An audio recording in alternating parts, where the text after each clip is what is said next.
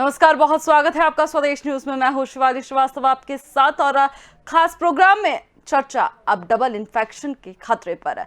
देश में कोरोना का कहर थमने का नाम नहीं ले रहा है। कोरोना की दूसरी लहर में नए केस की संख्या लगातार बढ़ रही है। इस बीच नया खतरा कोरोना के डबल इन्फेक्शन का सामने आ गया। पूर्वी असम के डिब्रूगढ़ जिले में एक महिला डॉक्टर कोरोना वायरस के अल्फा और डेल्टा दोनों रूपों से संक्रमित हो गई। एक्सपर्ट्स ने इस देश में इस तरह का पहला मामला बताया है। गनीमत ये रही कि महिला डॉक्टर को वैक्सीन की दोनों डोज लग चुकी थी, जिसकी वजह से उसकी हालत नहीं बिगड़ी।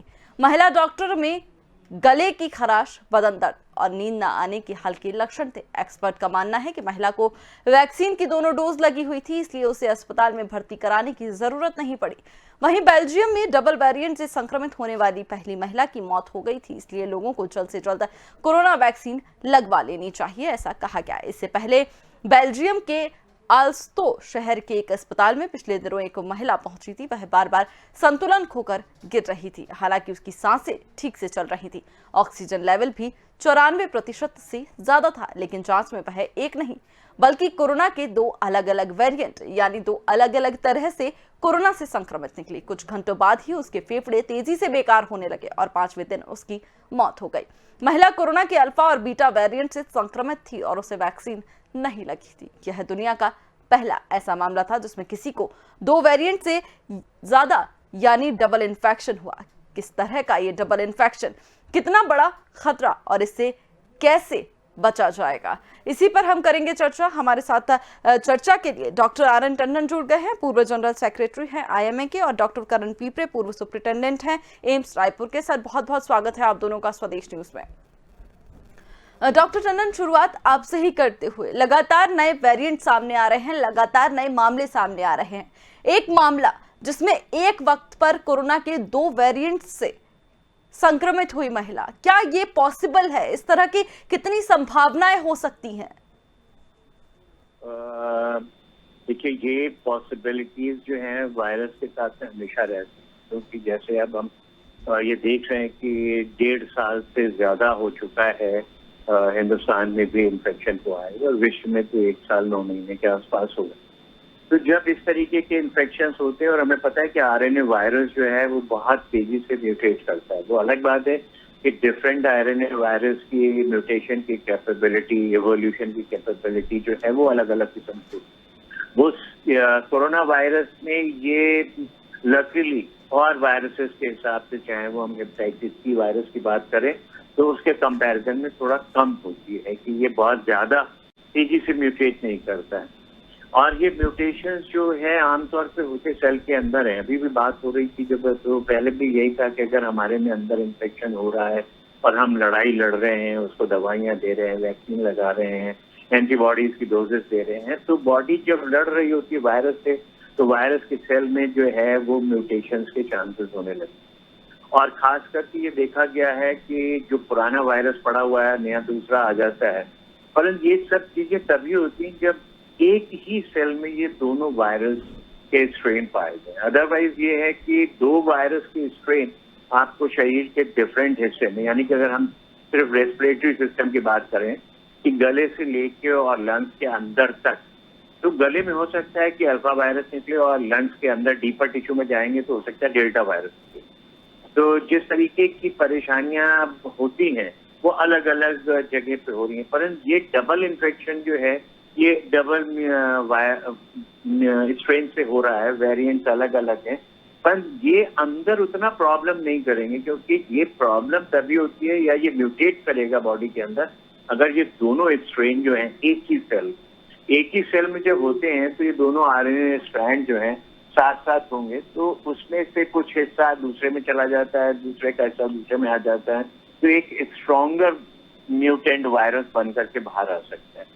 पर इसकी पॉसिबिलिटी है वही जब दोनों एक ही सेल में, एक मरीज के अंदर अगर दोनों स्ट्रेन्स हैं तो उनकी खास इतना इन्फेक्शन या उस पर नहीं करते हैं। दोनों की अपनी कैपेबिलिटी है जो कर रहे हैं। जैसे कि डेल्टा वेरिएंट अगर है किसी के शरीर में तो वो लंग्स के ऊपर ज्यादा अटैक कर रहा है। हमको सबको पता है कि लंग्स ज्यादा खराब हुए हैं हमारे यहाँ की सेकेंड वेव में। और जो अल्फा है जो शुरू का वुहान के बाद आया था, उसमें लंग्स में उतना प्रॉब्लम नहीं थी। तो मरीज के अंदर जिस तरह से अभी आपने ब्राजील वाले की बात करी कि 2 तरीके के सिम्टम्स थे कि पहले उसे कुछ चक्कर वक्कर आ रहे थे और उसके बाद अचानक चौथे पांचवें दिन उसके लंग्स में प्रॉब्लम, यानी कि वो दोनों वायरस के स्ट्रेन अलग अलग उसके ऊपर अटैक कर रहे थे। और जब डेल्टा वायरस उस पर हावी हुआ तो उसने लंग्स को उसके इन्फेक्ट किया और खराबी हो गई, और आपके हिसाब से उसको वैक्सीन भी नहीं लगी। ब्राजील में पहले भी ऐसे 2 केसेस डिटेक्ट हुए थे, उस पर उन्होंने स्टडी करी थी, और उन दोनों मरीजों को कोई खास सिम्टम्स नहीं हुए थे और कोई परेशानी भी नहीं हुई थी, पर उसकी स्टडीज चल रही थी। वो शायद हो सकता है वैक्सीनेटेड है, ये रिपोर्ट में नहीं। पर हमारे यहाँ से जो असम की रिपोर्ट आई है वो डेफिनेटली वैक्सीनेटेड, यानी कि वैक्सीनेशन एक बार फिर आपको ये प्रूफ दे रहा है कि ये आपको वेरिएंट से भी बचा रहा है, और डबल वेरिएंट भी अगर आपके शरीर में है तो उनसे भी बचा रहा है। तो वैक्सीनेशन का बहुत ज्यादा इम्पोर्टेंस है और सबको इस बात को समझना है। इसीलिए बार बार हम लोग बात कर रहे हैं कि वैक्सीन लगाने के बाद भी आपको मास्क लगाना है, क्योंकि आपको नहीं पता है कि आपकी जो वैक्सीन है वो वुहान वायरस के अगेंस्ट में बहुत इफेक्टिव है, अल्फा के, बीटा के, गामा के और डेल्टा के बारे में कितनी इफेक्टिव है, और साथ में अगर नया डेल्टा प्लस आ गया, लैम्डा आ गया, उस पर कितना असर कम है। तो बहुत ज्यादा असर जिन पे है उनके सिम्टम्स आपको बिल्कुल भी नहीं हुआ, और जितना कम इफेक्ट है उसके थोड़े सिम्टम्स होने लगे, परंतु फिर भी वो आपको हॉस्पिटलाइजेशन से और मौत के मुंह से बचाने में पूर्णतया सक्षम। यही चीज आसाम के डॉक्टर के एग्जाम्पल में आप ये प्रूव कर सकते हो कि डबल वैक्सीनेशन का इफेक्ट उस डॉक्टर को मिला और उनकी जिंदगी को सेव किया जा सकता। वही बात बेल्जियम में जब आई तो वो वैक्सीनेटेड नहीं है, जो वैक्सीनेटेड नहीं था उसके ऊपर डबल इफेक्ट हो गया और प्रॉब्लम थी। पर एक बात तो समझना है कि दोनों स्ट्रेन आपके वायरस के अगर शरीर में हैं तो वो अलग अलग तरीके के आपको जो भी सिम्टम है उन दोनों के स्ट्रेन के वो आपको दे रहा है, पर दोनों की वजह से सिवियरिटी आपकी नहीं बढ़ेगी। सिवियरिटी अगर बढ़ रही है उसकी सिर्फ एक वजह होगी कि आपने वैक्सीन नहीं लगाई। अगर वैक्सीन लगी है तो आपकी हालत नहीं बिगड़ेगी। ये प्रूफ मिल रहा है हमें हर जगह से, चाहे वो अमेरिका का माने, उन्होंने कहा उनके यहाँ डेथ्स हुई तो 99.2% लोगों को वैक्सीन नहीं लगी थी।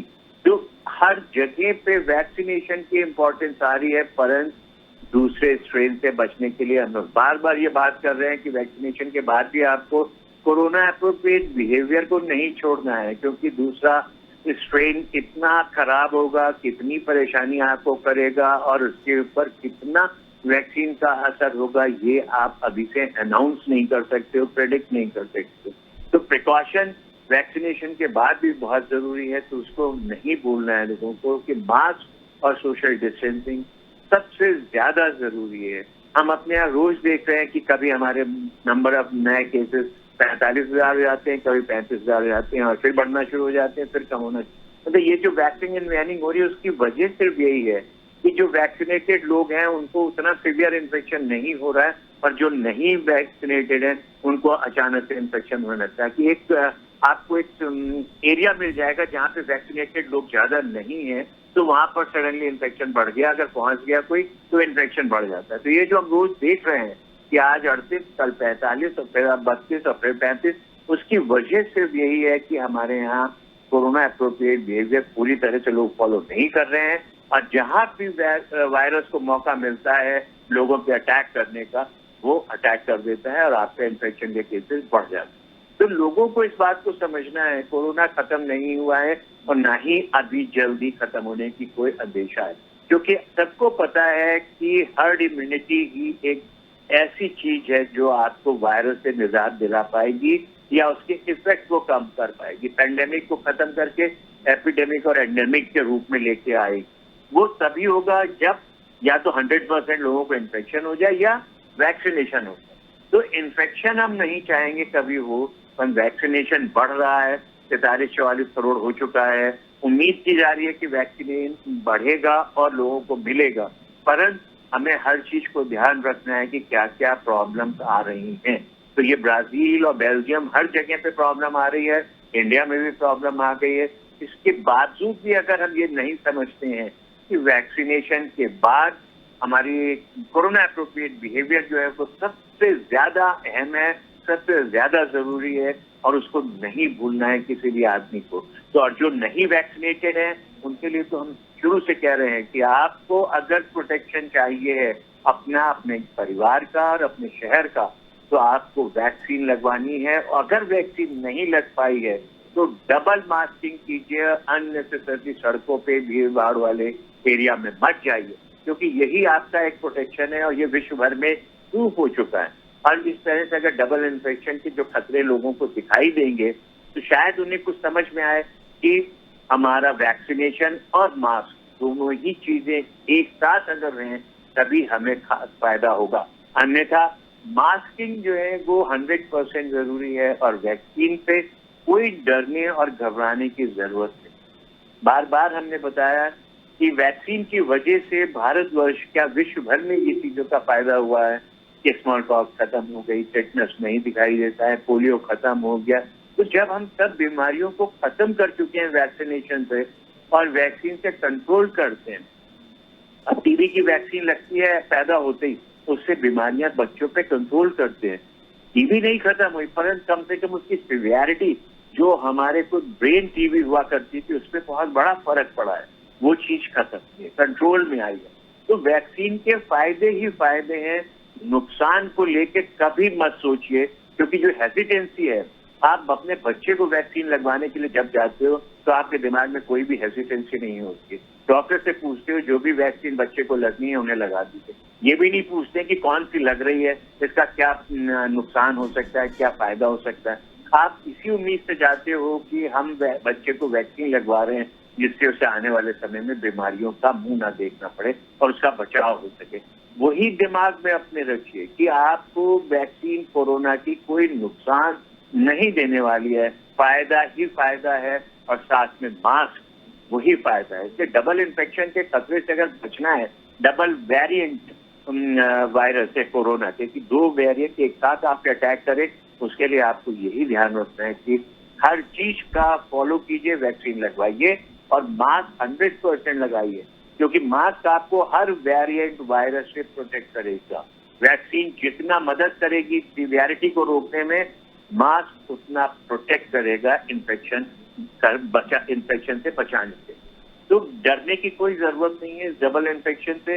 हाँ, जैसे अभी कल परसों भी हमारी बात हो रही थी तो मैंने यही कहा था कि अगर हमारे इन्फेक्शन बार बार इस तरीके के होंगे और मास्क हम नहीं लगाएंगे तो वैक्सीन के बाद जो शरीर इस वायरस को मार रही है और उस पर दूसरा वायरस कोई आता है और वो अगर आपकी सेल में चला गया, दोनों वायरस के स्ट्रेन एक ही सेल में आ गए, तो म्यूटेट होके सिवियरिटी वाला वायरस बनाएगा।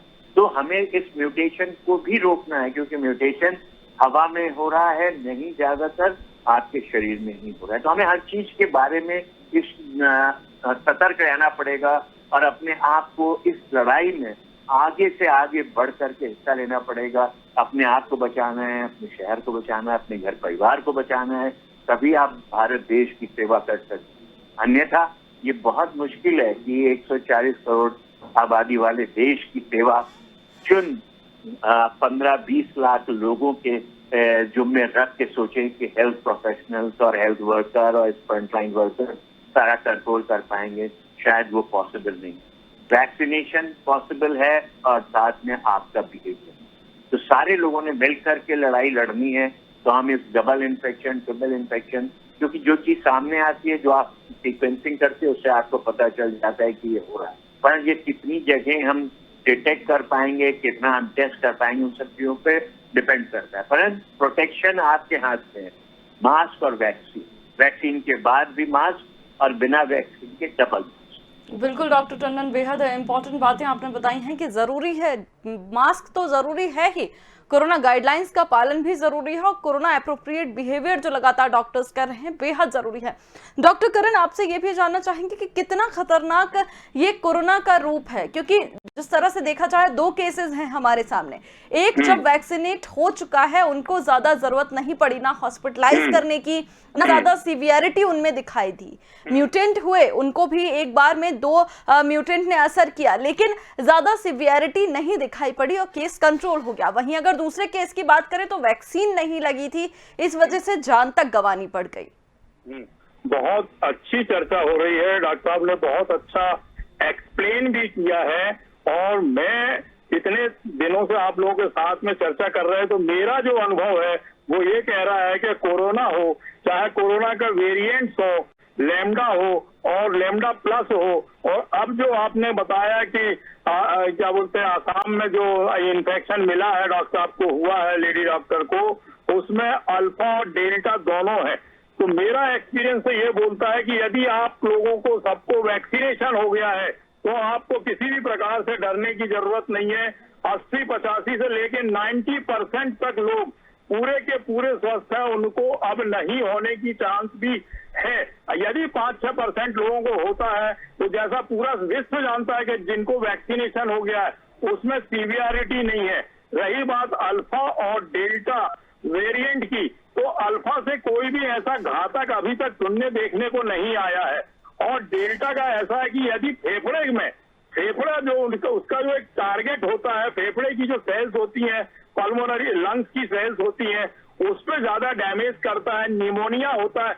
निमोनिया कंसोलिडेशन लंग्स में अगर पैथोलॉजी होती है, चाहे किसी भी प्रकार का इन्फेक्शन हो, उसकी जो सेल लाइन्स होती है उसमें कोई भी इन्फेक्शन यदि होता है तो ये मान के चलिए कि सीवियरिटी बढ़ती है, बढ़ती है, बढ़ती है। और उस वायरीमिया के कारण पूरा ब्रेन में और हार्ट में, गुर्दों में, मांसपेशियों में दर्द होता है, सीरियसनेस बढ़ती है, कॉम्प्लिकेशंस बढ़ते हैं, और साथ में प्लूरल इफ्यूजन भी होता है। और ये जो लंग्स के और साथ में ब्रेन के और हार्ट के जो कॉम्प्लिकेशंस हैं, इससे डेथ होती है। वरना कोरोना से इतनी ज्यादा परसेंटेज में डेथ नहीं होती है जिस प्रकार से लोगों ने अभी तक देखा है 16-17 माहों में, कि ज्यादा लोगों को एडमिट होने की आवश्यकता नहीं पड़ती है। एडमिट वही होता है जिसके फेफड़े में, या अब आपने देखा होगा कि लगभग 3 महीने से आपका जो वो जो वायरल इन्फेक्शन के साथ में ब्लैक फंगस और येलो फंगस और ये सब होते थे, वो भी दिखाई नहीं दे रहे हैं। तो ये थोड़े समय के लिए जो कॉम्प्लिकेशन हुए हैं, अब इम्यूनिटी अगर आपके बॉडी में डेवलप हो गई, जैसा डॉक्टर साहब ने भी बताया कि मैक्सिमम वैक्सीनाइजेशन होना चाहिए, वैक्सीनेशन अगर होगा तो इन्फेक्शन को आप रोकेंगे, हार्ड इम्यूनिटी डेवलप होगी, सीरियसनेस नहीं होगा, एसिम्प्टोमेटिक भी रह सकता है, भले ही वो पॉजिटिव निकला हो, और साथ में यदि इन्फेक्शन पॉजिटिव है तो वो सीरियस नहीं होगा, एडमिट होने की जरूरत नहीं है। ये देखने में आ रहा पिछले 1 माह से भी ज्यादा हो गया है। हम देख रहे हैं कि हमारे अस्पतालों में भीड़ नहीं है, कोरोना से संबंधित उतने केस अभी नहीं आ रहे हैं। यदि इन्फेक्शन आता तो अभी भी बढ़ सकता था, तो मुझे विश्वास है कि इतनी बड़ी लहर भी नहीं आएगी। और साथ में लाखों लोगों को प्रतिदिन जो वैक्सीनेशन हो रहा है और जो जागरूकता दी जा रही है, और यह भी देखा जा रहा है कि सीरियसनेस डेवलप नहीं हो रहा है, तो मुझे लगता है कि ज्यादा घबराने की जरूरत नहीं है। लेकिन मास्क लगाना चाहिए, सैनिटाइजेशन का उपयोग करना चाहिए, सोशल डिस्टेंसिंग बहुत जरूरी है, और वैक्सीनेशन लगातार होते रहना चाहिए। जितना जल्दी आपका वैक्सीनेशन पूरे हिंदुस्तान में होगा उतनी जल्दी हर्ड इम्यूनिटी भी डेवलप होगी, लोगों को कंट्रोल भी होगा, इन्फेक्शन के चांसेस बिल्कुल नहीं रहेंगे। मैं तो कहता हूं 100% प्रोटेक्शन मिलेगा, और सभी लोगों को आगे आकर के वैक्सीनेशन कराना चाहिए। ये जागरूकता सबसे ज्यादा हो, सरकार इसमें मदद कर रही है, जन सहयोग से ये काम हो भी रहे हैं, चिकित्सक पूरे लगे हुए हैं। आप देख रहे हैं कि चिकित्सक अपनी जान की बाजी, पैरामेडिकल स्टाफ अपनी जान की बाजी लगा करके इन्फेक्शन होने के बावजूद भी वो डरते नहीं है, काम कर रहे हैं, और अधिक से अधिक वैक्सीनेशन और अस्पताल में मैनेजमेंट का काम कर रहे हैं। तो मैं समझता हूं डरने की जरूरत नहीं है। मिक्स्ड इन्फेक्शन अगर वेरिएंट के कारण हो भी गया है, अल्फा किसी प्रकार से कोई डैमेज नहीं करेगा, डेल्टा भी अभी नहीं कर रहा है, कई दिनों से सुन रहे थे, लेकिन उतना ज्यादा इफेक्टिव वो भी नहीं हो रहा है, तो इससे डरने की जरूरत नहीं है। लेकिन मैक्सिमम वैक्सीनेशन होना चाहिए, अपने आप का बचाव करना चाहिए, समाज में रहते हुए वहां जागरूक करना चाहिए। मास्क का उपयोग, टाइट मास्क का उपयोग बहुत जरूरी है, अनावश्यक किसी से ना मिलें, और यदि कोई जाता भी है, मिलता भी है, कोई आता भी है, तो उससे प्रॉपर डिस्टेंसिंग बना करके मिले, तभी हम इसको रोक सकते हैं, समाज को प्रोटेक्ट कर सकते हैं, अपने और परिवार को और रिश्तेदारों को और देश को बचा सकते हैं। यही मेरा कहना है कि आप मास्क का उपयोग जरूर करें, खूब मास्क लगाते हुए आप अपना जीवन को व्यतीत करें जब तक कि ये कंट्रोल नहीं होता, और अधिक से अधिक वैक्सीनेशन करा करके देश को बचाने की कृपा करें। बहुत बहुत धन्यवाद। बिल्कुल डॉक्टर करण, बेहद ज़रूरी आपने बातें बताई कि ज़रूरी है मास्क लगाना। जिस तरह से लगातार डॉक्टर्स बोल रहे हैं कि कोरोना गाइडलाइन का पालन करना ज़रूरी है, सारी चीज़ें ज़रूरी हैं, लेकिन घबराने वाली बात नहीं है डॉक्टर टंडन। लेकिन ये भी बात है कि जब ऐसी बातें आती हैं, जब ऐसी स्टडीज़ आती हैं, तो लोग जानना चाहते हैं, क्योंकि कोरोना ऐसी चीज़ है लगातार म्यूटेंट बदल रहा है, रूप बदल रहा है, तो समझने की भी कोशिश जारी है। अब ऐसे में अगर मौसम की हम बात करें, एक तरफ सीजनल बीमारियां भी अब स्टार्ट होने लगती हैं, क्योंकि मौसम बदल रहा है, बारिश का मौसम आ रहा है, चाहे बच्चों को या बड़ों को, हर किसी को सर्दी जुकाम, कुछ ऐसी बीमारियां जिनके लक्षण कोरोना से भी मिलते जुलते हैं। सर्दी जुकाम की अगर हम बात करें, बुखार की हम बात करें, तो ऐसे में कितना जरूरी है सतर्क रहना और दोनों बीमारियों को अलग रखना, क्योंकि चाहे बच्चों की बात हो, बड़ों की बात हो, मौसम बदल रहा है, मौसमी बीमारियां भी आएंगी और एक तरफ कोरोना तो है ही। दो चीजें हैं, जो भी बीमारी इस मौसम में होती है और जो कोरोना है, दोनों हैं जो वायरल इन्फेक्शन। इवन बच्चों में जो लूज मोशंस होते हैं वो भी एक रोटा वायरस होता है जिसकी वजह से इन्फेक्शन होता है। परंतु अच्छी बात यह है कि 2016 से हमारी जो वैक्सीनेशन पॉलिसी है, immunisation schedule government of India, तो उसमें बच्चों के प्रोटेक्शन के लिए रोटा वायरस इंक्लूड कर दी गई है। यानी कि एक तरफ से फिर हमने वैक्सीन को प्रभावी माना और उसको लगाना शुरू किया। इन सब इन्फेक्शन से जो बच्चों के लूज मोशन और डायरिया होते थे, जिनसे मृत्यु बहुत होती थी, उसे रोकते।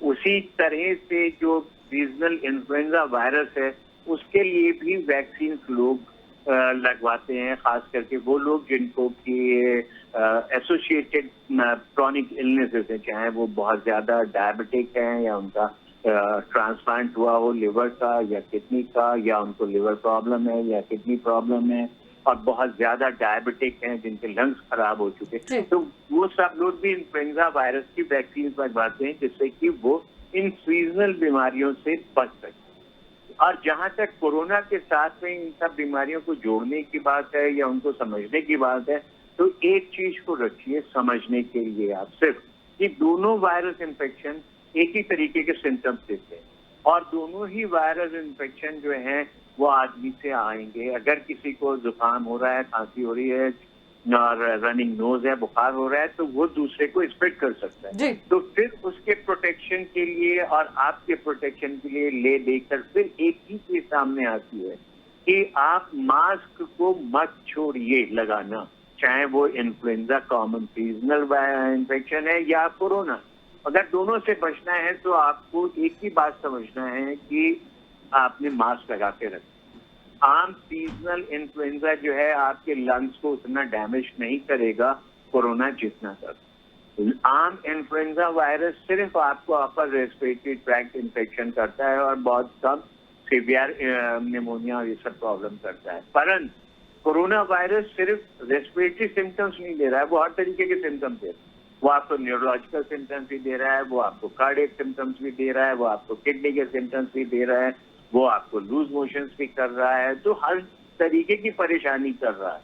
तो अगर आपको जरा सा भी शक होता है कि खांसी जुकाम है, आप अपना प्रिवेंशन रखिए और टेस्ट कराएं, क्योंकि इस समय हमारे पास सिर्फ आइडेंटिफाई करने के लिए और बचाव करने के लिए एक ही चीज है कि टेस्टिंग और उसके बाद ट्रीटमेंट शुरू। अगर टेस्टिंग पॉजिटिव है तो आपको टेस्टिंग, ट्रेसिंग एंड ट्रीटमेंट करना है और ये ध्यान रखना है कि आपने अपने आप को बचाना है और दूसरे को बचाना है, यानी कि आइसोलेशन सबसे ज्यादा जरूरी है कि आप आइसोलेट हो जाएं, चाहे कॉमन इन्फेक्शन भी है, क्योंकि उसमें भी आप सबका बचाव कर रहे हैं। कॉमन इन्फेक्शन होते ही आपकी इम्यूनिटी थोड़ी सी भी डाउन होगी। हवा में कोरोना है, चारों तरफ कोरोना के वायरस हैं, किसको पता किसको वायरस कितना है, कम है, ज्यादा है, वो आपको कभी भी दे सकता है। तो अगर बचना है तो सारा कुछ एक ही चीज पे आके हम फिर जोर देंगे कि मास्क को प्रॉपर ढंग से लगाइए, क्योंकि आप जो है लोग मास्क लेके तो जरूर चल रहे हैं, शायद पेनल्टी का डर रहता है, परंतु उसको प्रॉपर नहीं लगा। अगर मास्क नाक पे और मुंह पे प्रॉपरली टाइट मास्क नहीं है तो मास्क से वो फायदा नहीं मिलेगा जो हम चाहते हैं कि आपको मिले। अगर प्रॉपर मास्किंग है, एयर लीक नहीं हो रही है, तो मैं आपको विश्वास दिलाता हूं कि आपको ये कॉमन वायरल इन्फेक्शन और कोरोना इन्फेक्शन और बाकी पोल्यूशन वाले जो भी इन्फेक्शन है, बिल्कुल डॉक्टर टंडन, बिल्कुल मास्क अब भी जरूरी है और अब भी हथियार है मास्क। ये बात बिल्कुल सही है कि मास्क अब भी कोरोना से लड़ाई में एक अहम हथियार है हमारे पास वैक्सीनेशन के साथ साथ। बहुत बहुत धन्यवाद आप दोनों का हमारे साथ जुड़ने के लिए और दर्शकों को इतनी अहम जानकारी साझा करने के लिए। तो आपको बता दें अब डबल इन्फेक्शन का खतरा हो रहा है, जी हाँ, लेकिन घबराने वाली बात नहीं है। बस अगर जरूरत है तो थोड़ी सी सतर्कता की। एक साथ 2 वेरिएंट का संक्रमण बढ़ तो रहा है, लोगों में ऐसे केसेस अभी सामने आ रहे हैं, लेकिन अगर आप सतर्क रहेंगे, सावधानी बरतेंगे तो ये केस आपके साथ नहीं होगा। सुरक्षित रहें, अपना और अपनों का ख्याल रखें। मुझे दीजिए इजाजत, देखते रहिए स्वदेश न्यूज। नमस्कार।